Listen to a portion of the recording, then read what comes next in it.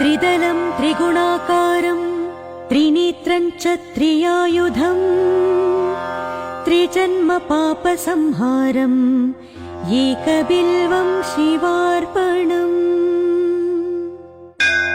त्रिशाख्यै बिल्वपत्रैश्च अच्छिद्रैः कोमलैः शुभैः तव पूजां करिष्यामि एकबिल्वं शिवार्पणम्।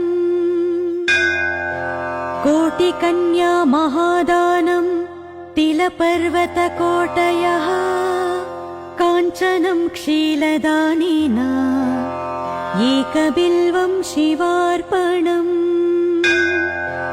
काशीक्षेत्रनिवासं च कालभैरवदर्शनम् प्रयागे माधवं दृष्ट्वा एकबिल्वं शिवार्पणम्।